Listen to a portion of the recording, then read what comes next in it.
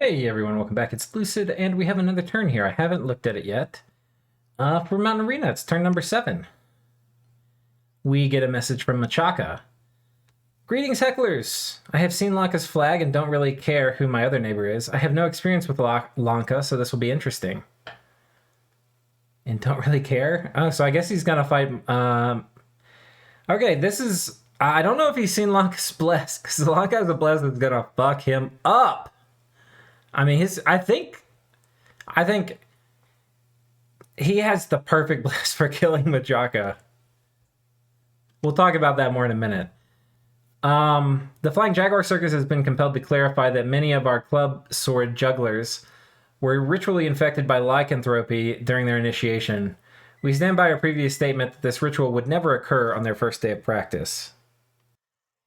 I believe we have another message from Midland. Vanheim's Bless has only Strength and Blood Surge as stats. Probably the best case scenario for my surviving a rush. I wanted to expand to the forest at 126 this turn, since that would allow me to move Jaguar Warriors there directly from my capital. The problem with that plan is that it'd give me a difficult choice the turn after. Either move to 141 as originally planned, and possibly bump 12 Vanheers with 9 lucky Jaguars, which are not odds I like. Or don't do so and basically cede the farmlands to my north to Vanheim in the event they'd be happy to negotiate. So I'm going to take the swamp at 141 this turn and have options to offer them. Each of us gets one farm deal should they not be hostile. A message from Agartha. We declare to destroy anyone who forges a pair of pants. If we catch you with leggings, pants, shorts, pantaloons, or especially jorts, the abomination, you will be destroyed. So saith the great Kmart patron himself. Or herself. Also, place your orders now for Happy Hammers to make your great nation even greater. Build a wall, a ring, a shirt, a bracelet for the good of your nation, but never jorts or you will die. That's pretty funny. From the great pantsless god himself. I think we'll start with Machaka, since we got their message first. And because I kind of want to talk about this Machaka Lanka matchup. Loses a few War Lions. I don't think he needed to... I guess he didn't want his god to get lanced. We have capital recuperation on. And flying is going to negate, as Zan pointed out in some video recently. It's going to... flying's going to negate a lot of the lance charge effectiveness. The lance will still hit, but it won't have the charge bonus. So, it's not going to do like a bajillion damage. I think that combined with Twist Fate and Body Ethereal, with this few cav, you didn't need to do the lion sacrifice, but maybe he just wanted to get him off the payroll. Here he expands with 9 lion warriors, and they don't take any attrition. And he's got a bunch here. I don't know what his plan is to deal with the barbs exactly. The barbs are kind of the one thing I wouldn't want to run this god into. He'll do fine with a couple lances. 15 lances would probably cause him some consternation, but 5 is fine. 20 barbs could still maybe kill him. Barbs hit so hard time after time after time.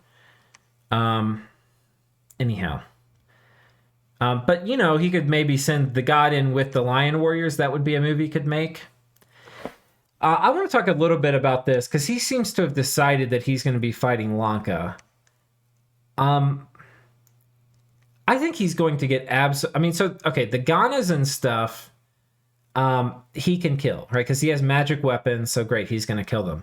The problem is that he's basically designed... Here's the thing with Lion Warriors, right? They have this fatigue damage that they do to Sacreds, and they hit pretty hard. But they're basically designed like, hey, and they also have pretty good protection. Like, hey, we're going to sit here and like trade with your Sacreds and fatigue them out. They're a balance between offense and defense. And his bless for them capitalizes on the defensive element and is like, hey, We've got decent protection and otherwise decent stats and some pretty good HP.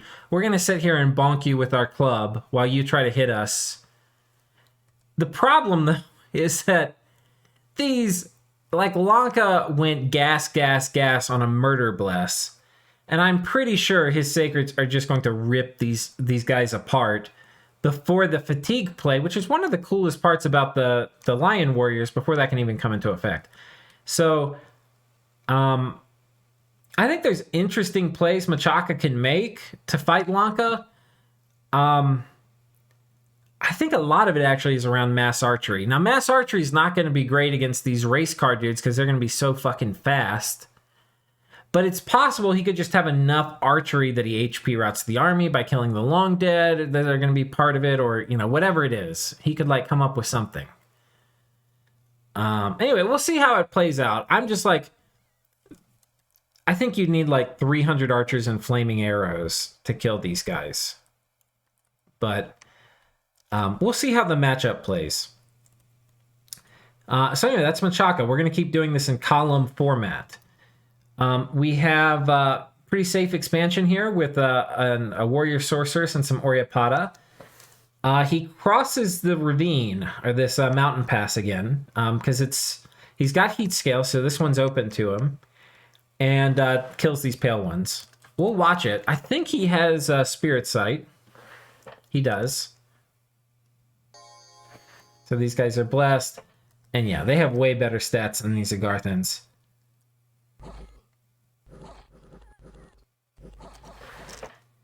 Yeah. I mean, if you watch my Sarmatia video, I ended up somehow winning that game. I have no idea. But I had the worst expansion I've ever had. I think in test games, I was getting like 26, 30 provinces in expansion. And then I failed like every single expansion. Because the thing is, if you do like sort of risky expansions like this, especially if you put them on Guard Commander, like you will definitely lose some expansion parties. But in that game, I lost like all my expansion parties. But yeah, that's pretty nice. He's got 2 expansions. He's got a means to come here now and take this and bypass this elephant province. Apparently, he hasn't discovered the secret key to killing elephants, which is hydras. So he's had the key to unlock it, but he has done the glorious workaround. I presume he's going to come down here and want to take this, but he just as well may come over here and want to establish a border with Midland. I'm not sure which is going to be better. What I really want to see is a Hydra here. But anyway, I don't think I'm going to get that privilege. I think he's written off Hydras. Coming down, we have Agartha. Okay, Agartha finally doing some of the shit I want to see. This is exactly, it's like he's watched the videos, even they haven't been released yet. Like 10 to 15 ohms and like 10, well, what are they doing? How many commanders does he have? He's got his prophet. This isn't quite how you want to do it. Okay.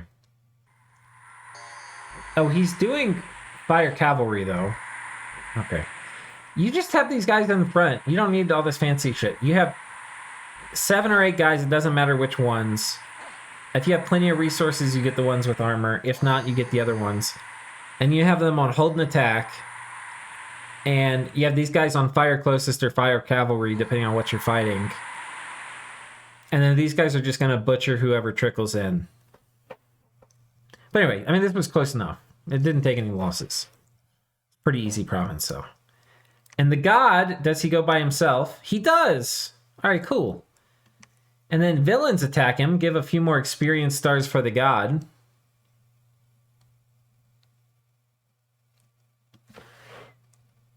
$73 experience.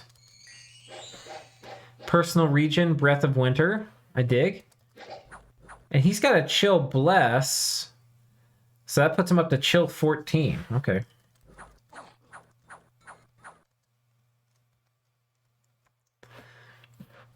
All right, that's pretty effective.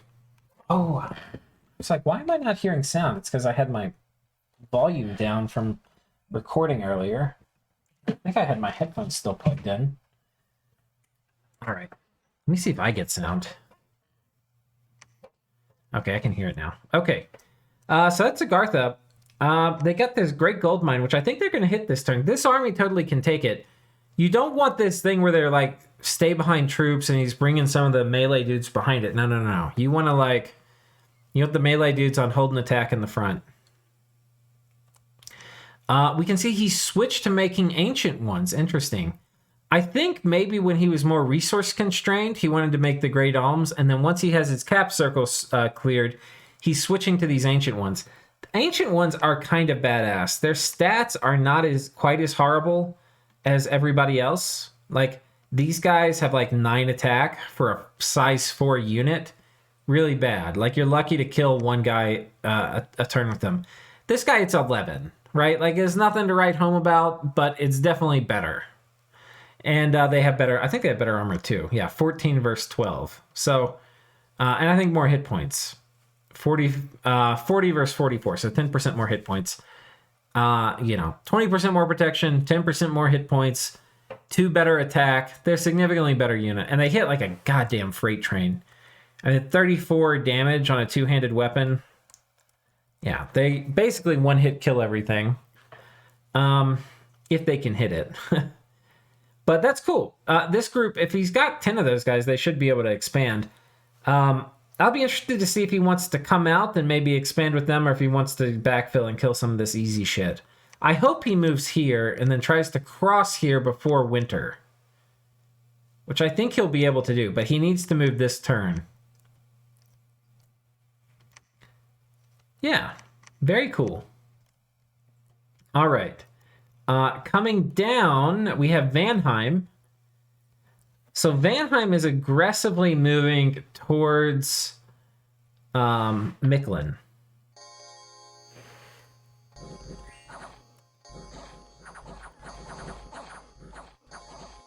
Oh, he got lucky. They almost lost the prophet there.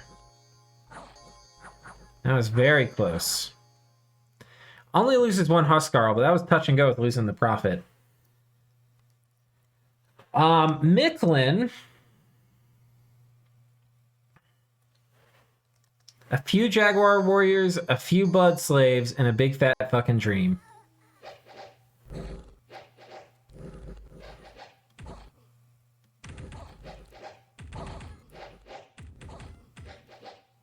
Oh, buddy. He has bark skin. That actually may have saved this expansion party. We could go and look through the log. That priest probably would have died, and this squad would have routed if he didn't take bark skin. Sometimes it's good to just take measure. There's like invisible things you don't see. Like, you mostly just see when stuff fucks up. Like when stuff doesn't work. Right? But when stuff does work, you don't always know why. He would have lost this expansion party for sure if he didn't have bark skin. I mean, possible the units would have lost it too, but the commander definitely would have gotten sniped there. By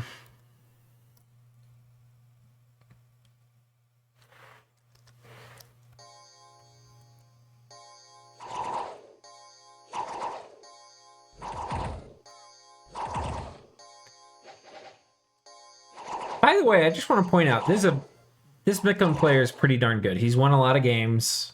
Sort of new to the multiplayer scene, but won a lot of games. It's Demosthenes.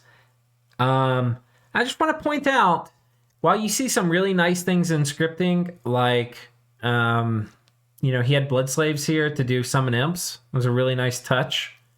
The formations are not really that fancy. Like, the thing with Dominions usually is, that I have found, and I think this player has also found, is that the formations can be important, but they're not that important. Right? And they're important in the sense, like, usually you don't want to overcomplicate things. Like, if you compare this expansion to, like, the new player game, like, Midland had, like, a flank of Jaguars on this side, a flank on this side, and some guys in the middle, and they get separated, and then they get defeated in detail. This is like, you have a line of Jaguars, and you have them run up the middle. All right, so, like, don't overcomplicate things, guys. Lossless expansion. Midland has had almost perfect lossless expansion, I think. He might have lost a couple Jags. I feel like he's kept so many of his Jags alive. But maybe I'm, like, forgetting a turn or something. So we're going to look at his message again. I wanted to... Okay, so I'm going to go to 141, and then I'll have the option to barter with him. Now, I think he thought it was more. He said... Wait, how many did he think? Oh, it's 14 Vanheers. Yeah. I mean, he can... Can he cross this? No, he can't cross this. There's no heat scales here. You need heat scales in both provinces to cross. There's one here, but not here. I don't think Vanheim needs to negotiate.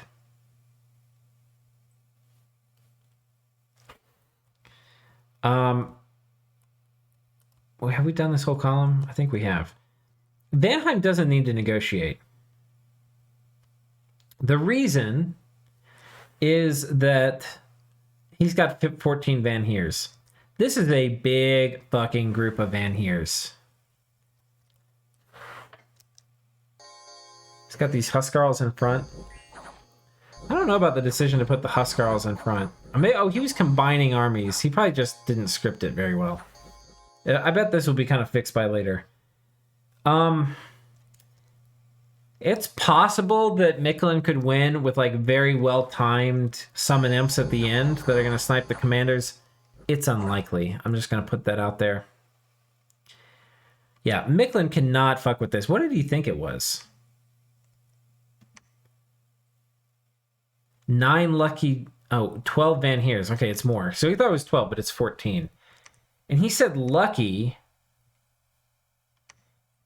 That was making me think he had researched luck and would have a Nahuli. I guess he could have a Nahuli fly out here. Okay. So he could... Midland gets these guys, these Nahuli. They shape change into turkeys, and the turkeys can fly. So he could potentially have a Nahuli that flies out and lucks up these jaguars. How he gets 9, though, I don't know. That would imply this group of jaguars here could meet him. But they can't cross. And nobody's going to map move 2 through a swamp.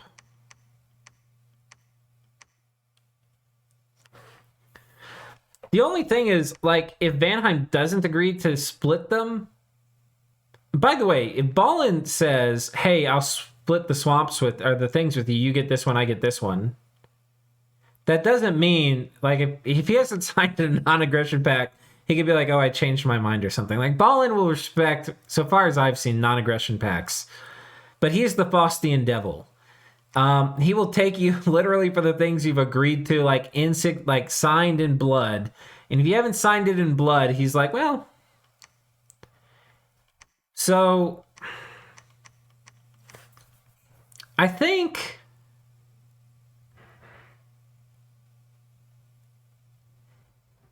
he could take one of the... I mean, I don't know. So, okay, let's say they agree. Let's say they don't agree, but they also don't agree to fight. If he takes this one and Midland takes this one, the thing is Midland's going to have to reinforce through here. So if he takes this one and Midland takes this one, then he could move here and block off Midland's ability to reinforce this province. But Midland could PD dump, and PD dump in general is going to be okay against Vanheers if you're supporting it with sacreds, especially Killy sacreds, especially lucky Killy sacreds. Okay. Some things might be able to happen. I don't know. There's also cataphracts here. Cataphracts are fucking scary. Like, you have to eat a lance charge. Yeah, he could ferry in more imps with the Nahuli. But I don't know. It's going to be hard to take. This province also has heavy cav. I think Midland is... Like, they just don't have much to contest any of this. I feel like Vanheim just is going to get their way. Like, Vanheim could pin them in their cap, like their cap square. That's a far cry from killing them, but, you know, they could then sneak move in, raid back here, start raiding back here past the Midland little farmland, And then if they ever get control of this farmland, they do a massive PD dump that they always support with sacreds. And that puts Midland in like a very desperate situation. So it's hard for me to draw like a direct line, like this move, then this move, then this move, like until Vanheim controls this. But I can like very quickly see this falling apart. And if Midland loses in a bump to Vanheim, that death is accelerated. So, this isn't the super manly Bliss, like where he would just blender and absolutely end the existence of Midland, but it's still Van Heers. Van Heers can still mess up dudes. We only saw one expansion from him this turn.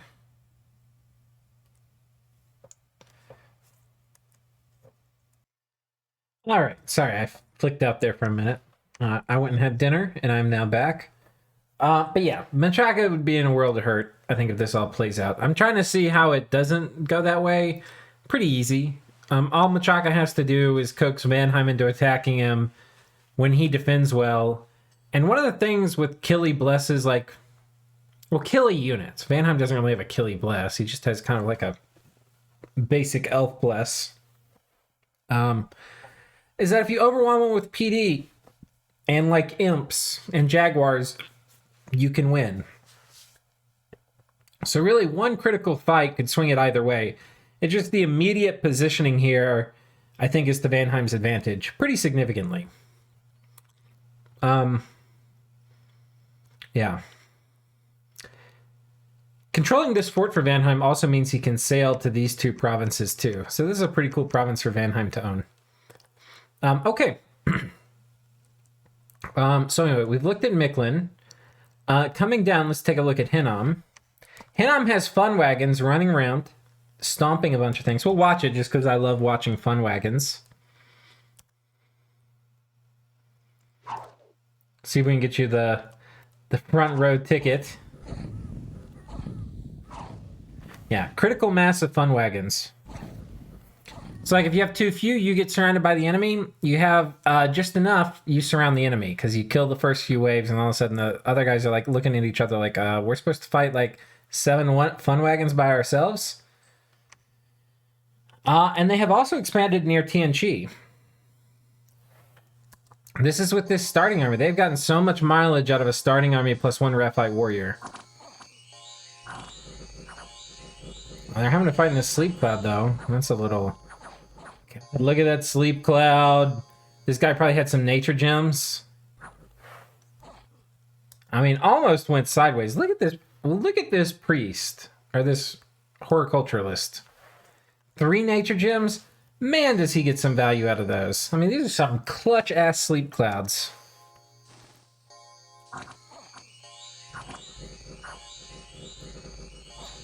Look at those. God, that is beautiful. Oh, there were 2 of them. This one had a water gem. And man, that's a nice province. Oh man, TNT expands right nearby. Loses a couple warriors of the 5 elements here. These guys have javelins. These guys have bows. These guys don't really love fighting ranged units. That's not exactly their thing. And then these guys, yeah, they don't even have lances, so... we'll come back and look at TNT properly, but there's a conflict of brewing here between TNT and Hinom. The question is, what do they do? I don't think... This is kind of the similar situation to the situation with Vanheim and Machaka, where Vanheim like ran out and is all in Machaka's grill, which is kind of what Hinom's done. Thing is, though, I don't really know... I think the situation, though, is it's more to TNT's advantage. Like, 10 Warriors of the 5 Elements will fuck these guys up fierce. Like, it would be brutal. But these guys plus PD, different story. So, hard to say. But I think the decision, though, is that if TNT fights Hinom here... Like, if he makes a decision, like, they could agree to peace. And Hinom might want peace, because this is, like, a favorable border for him. That would allow him to go come up here and, see what's going on over here, or at least get lands before the first war starts. there's potentially a big incentive for both players to say, hang tight, let's start fighting after we claim lands. Right? Like, let's... Because if they fight here, Hinom's not going to be able to come up here. TNG's not going to come down here, you know? So there's an incentive for them to be like, okay, like, we're going to fight, but, like, let's wait. Or, you know, maybe they fight different players. But I haven't ever seen people play on this map before, so I don't know how it's going to shake down. Oh, he found a Forest of the Dead. That's real good. That's going to turn on... We're getting that Long Dead production going. I'm loving it. I'm loving it. Okay. Anyway, that's Hinom. Setting up for a very tense situation with TNG. Coming down to Niefelheim. He's got this Nifel Jarl going with the army. I don't like this. Oh, but it's... Okay, never mind. It's Barbs. Quick and salve, and then he's going to run in and start murdering Barbs. I think these guys should have been on hold and attack, so they go in with the Nifel Jarl. Because this Nifel Jarl puts people to sleep so quickly. And he's going to kill them pretty quickly, too. But, at least it's two guys. I don't know. I would love to play Niefelheim again. I've never really played him in a multiplayer, but I don't really know how they do against like Barbs. If you were to just send like a, I don't know, a super basic Nifel Jarl in. But he's got another one, and they're surrounded by Barbs. I don't know if I fully appreciated this in previous episodes. This is like the pop type you do not want to fight as a super combatant nation. He's got a ton of them. Like, if you're doing super combatant expansion, which is sort of what he's doing, you don't want these guys here like this. Oh, hell no. He's got to guide you out sight searching. I like this, too. Because it's like, you need some gem income if you're going to take advantage of some of the early tech you can unlock with, like, Construction 2 gear and stuff like that. So, yeah, I'm glad he got out sight searching. Anxious to see what he does here. I think you send the Nifel Jarl alone can definitely kill the elephants. The problem is that, oh, if you move this way, you'll be able to cross this, though. So this is what I think you do. You split this army, right? You send the normal troops here. You send the Nifel Jarl here. He'll solo the elephants. Then you recombine them here where you're going to need some help eating lance charges, probably. There's maybe other ways to do it, too. But I think that nets you a pretty good position to, like, come over here and pressure these provinces. But yeah, I'm excited to see what he does in these next few turns. Ubar is just doom stacking so hard. You don't need to do this, dude. This is an easy province to take. You just take this with just your gen. Use your other dudes somewhere else. The gen are pretty good against heavy cav. Especially like gen and maybe a couple camels. You know, you don't need many. Put them on a hold and attack closest or attack closest. But he's expanding down here. He's got a whole other army going around with the mercs. And he's got some... Okay, he's getting a sheik here. Sheiks get 2 birds rather than the little normal camels that only get 1. But yeah, he's probably going to reinforce, like, maybe take this, maybe take this. I'm not sure. But yeah, very low losses here. I guess this group's just going to come clean up the cap circle. You get in your capital, you get these guys. So what I'm hoping to see from him, you don't get like Shaitan and stuff at the beginning, but you get some gen. What I'm hoping to see from him is a gen leading out, like a gen commander leading out a gen squad. Maybe this turn or next, coming out and starting to take these. Like, I think he's doom stacking a bit too hard. Maybe this Jin Sahir takes these Jin. I don't know if this army... I don't know what... you know, I was saying he should split this. I don't know what these guys do without the Jin present, though. Maybe you need a couple Jin. Maybe you leave, like, 3 Jin in here, and they jump in with the birds, right? And you take 10 Jin with the Jin Sahir, and they hit this province. That's probably what I would do. And these guys plus that, I don't know if they can take the Crusher. Oh, this is Sorceress here. You want to be really careful with this. He might also... This Sorceress has a special unique item you can't forge. The Robe of Sorcery. And he could take this army, maybe support it with these dudes and jump in and attack them. The nice thing about doing that is with these flyers, you're pretty likely to kill the Sorceress and thereby steal the robe. So maybe he does that. I think that would be an okay move. If he's not going to go take that this turn, I would look at somehow splitting the army and trying to maybe take... Maybe he can ride with the horsies down here, fight the horse tribe with like 3 gen, have the other guys fly out over here or something. We'll see. Either way, he's not like in a desperate position where he needs to like... He seems to just want to be doing conservative expansion, which is fine. You know, he doesn't have anybody breathing down his neck. He's expanding just fine. And we've already done Midland. And that brings us over to Yomi. Yomi loses a bunch of Long Dead here. So he's using Long Dead during expansion, which is interesting.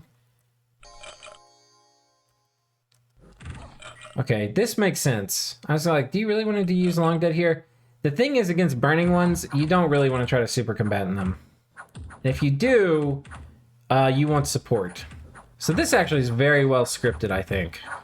And exactly what he needed to bring to take this right now. Yeah, these guys would have fucked up his Dione. I didn't see it was Lava Born when I first clicked it. So that was very well done. We got another Dione that's ready to go here. And he's got an Awake Researcher. He should be getting Alteration 3 pretty darn soon. So we should see Iron Skin come out. Should be cool. I don't know if he keeps this. I think he might split the Namari. Maybe he has her Sight Search. Naminari. He might have her Sight Search. Or he may have her join up with like a party and take this out. But he's a little bit like everybody's going to be funneling through here to get out. And he kind of like...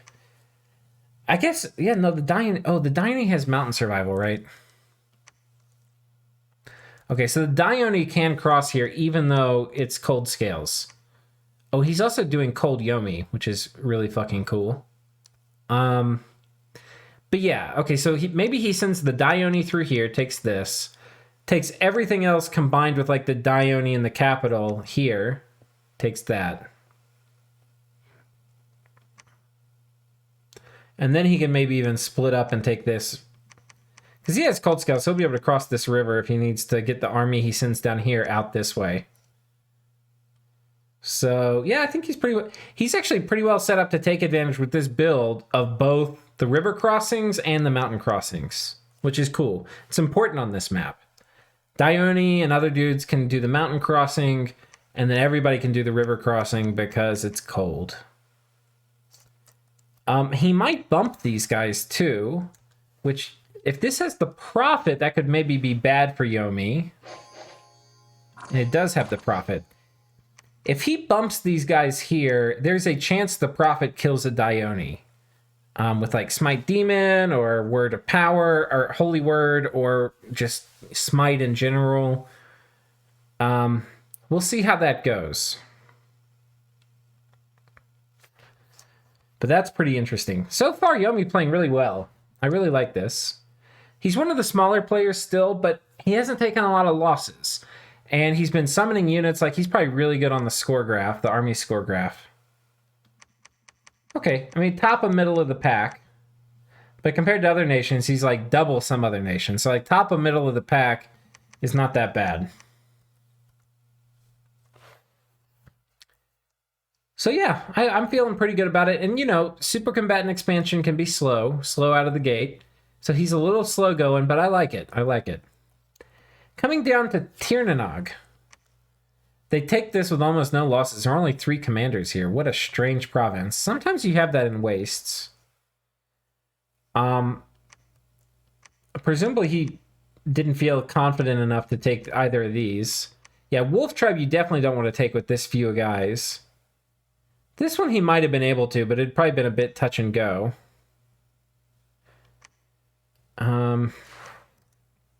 Yeah, I'm not sure what his plan is here. He's got a Kappa Chief.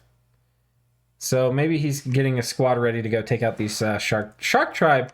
I don't know how many Kappa you need to kill a Shark Tribe, but I feel like you probably need a lot. Down here, he's expanding. Oh, so he's fighting Wolf Tribe. And Wolf Tribe are going to, in general, they're not the easiest type of indie to take with this type of build. Because you're going to have the arrows that are popping glamour. Well, they did pretty well here.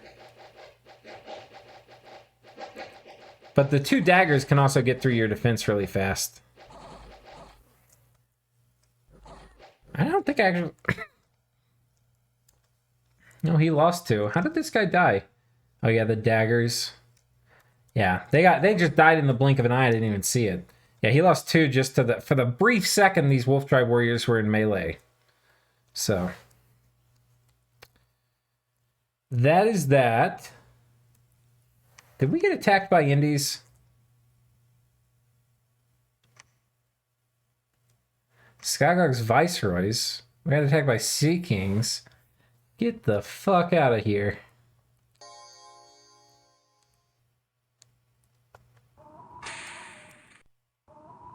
Get the fuck out of here, Skagrok.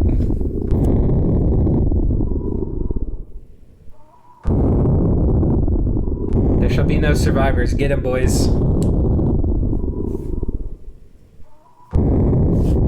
Oh, he escapes. Lucky son of a bitch.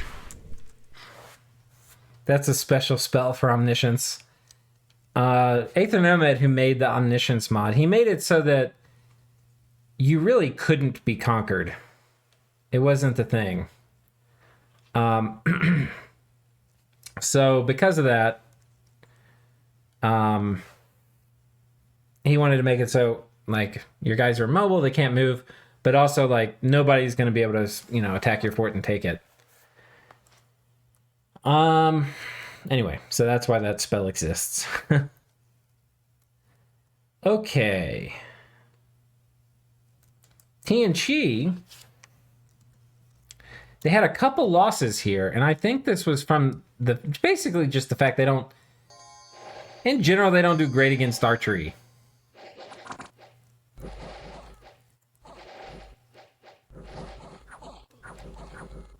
Like, it didn't look like anything happened, but that's because a few of them already just got shot to death. Yeah, ranged bow, yoink. This guy actually got killed by a spear, but, yeah, they just don't have a lot of protection. And they don't have a hat, so if they get hit in the head, it's like, good game. No shield. Yeah, they really don't like fast archers. He's got the wet ones expanded down here, killed some Bakemono along with some archers. Got more guys coming out here. Okay, so he's not even really... Like, he could have even expanded here with these guys, but also, Horse Tribe are kind of going to fuck these guys up, right? Because they're going to shoot at you while you run at them. They may shoot at your commander, right? Which he definitely doesn't want. And they're going to lance charge you when you get in close. He's like, I could lose some of these guys fighting the Horse Tribe. I might need these guys to fight a war here with whoever's coming and getting up in my shit. And sure enough, I think he does. So the thing is, if he reinforces with 10 warriors of the 5 elements here this turn, he can just attack, I think, wherever. You know, he might lose. If there's a big PD dump, he could lose. But yeah, this also puts us... This move right here puts us very clearly in the mind of TNT. He's thinking, not worried about expanding, worried about contesting these. So I'm pretty sure, based on just this move here, these two are going to go to war. And I think there's going to be a steady stream of Warriors of the 5 Elements coming out to contest this. The question, though, is I think the balance of power in this part of the world does go to TNT. Does he try to make a deal? Say, hey, dude, like, we can fight, but how about you just give me one of these provinces? If I were Hinom, I would actually take him up on that. Maybe try to get him to pay for it, right? But the balance of power over here, I think, definitely is in TNT's side of the court. But of course, you know, a big enough PD dump will murder these guys. What type of PD was it? Oh, it's the worst PD. I think it's Hoburg PD. I think these... Do they get militia? Do they get slingers? I don't know what Hoburg PD is. This might not be a PD dumpable province because this is like the worst. I mean, I don't know how Hoburg PD is. It may be you get an extra large number of them because they're so bad. The only good thing about them is they pack real densely. They'll help to harass down the defense of the warriors of 5 elements in theory. In practice, a tile with 3 warriors of the 5 elements is going to kill an entire tile of Hoburg militia every single turn. So that's like very much in theory, they harass them down. In practice, they probably just get completely butchered. So I don't know. I don't know if he can PD dump this. I would probably, as Hinom, say, hey, we can fight about, can I sell this to you? I would probably do that if I had a scout here, especially where I knew he was going to fight. I'd be like, okay, can I sell this to you, or do we need to fight over it? And then if he pushed my buttons, I might even just completely wuss out and be like, okay, I'll just give it to you. Because Hinom's got to finish expansion, dude. Like TNT, look at this. This is the difference. TNT has been, they're the top expander. Look at this. Provinces. TNT number 1. Okay. Hinom did fine, but not number 1. And meanwhile, Hinom has expanded over towards TNT, where he's potentially overextended. Very long supply lines to get back. Right? TNT, meanwhile, has cleared out their full thing. So if they go to war and TNT takes this, he's already got this done. That means he can take everything he makes and send it this way to fight Hinom. Meanwhile, Hinom's still got to go kill all this shit over here, right? And contest this border up north.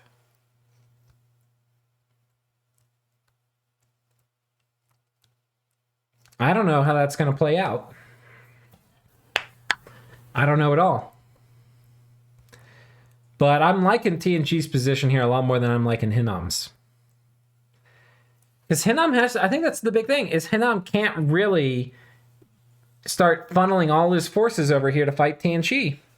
He really does have to clear this out.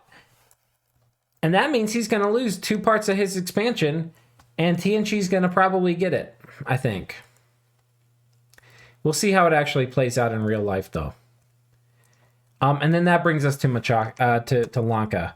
So Lanka picking up the pace, runs into some cloud mages, which is usually an unfortunate thing.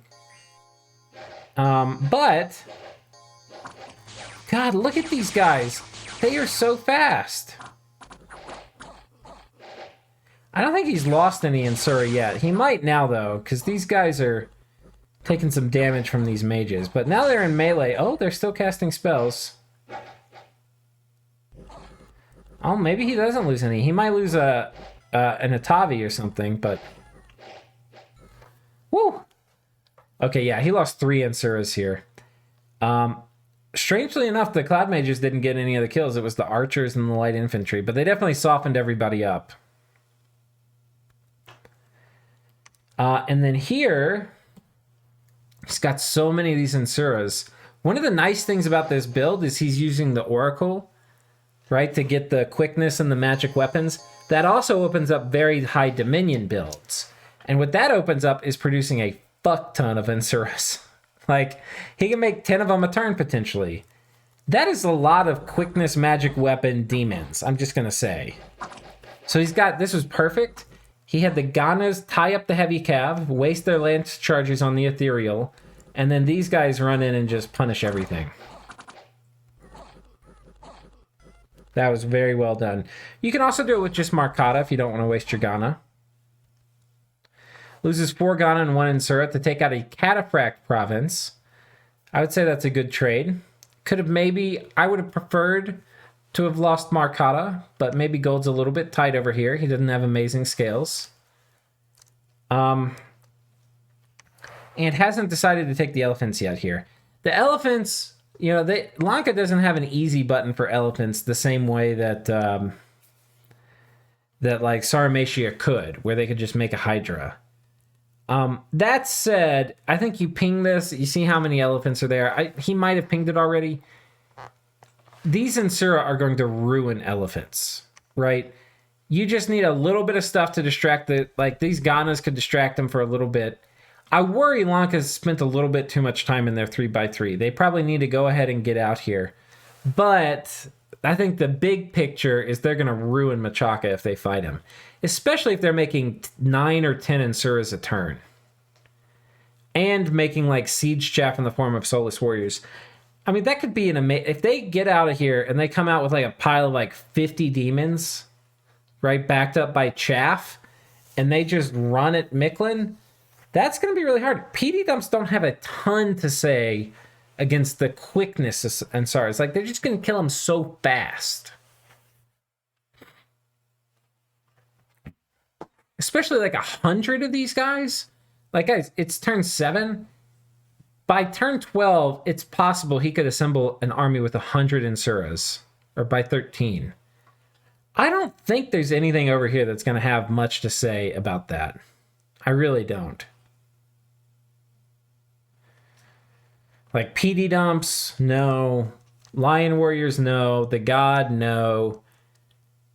Maybe Swarm, if he can get the Swarm fast enough. I don't know, guys. EA Machaka is a good nation, and it's a really cool build he picked. I just don't think it's good in this matchup.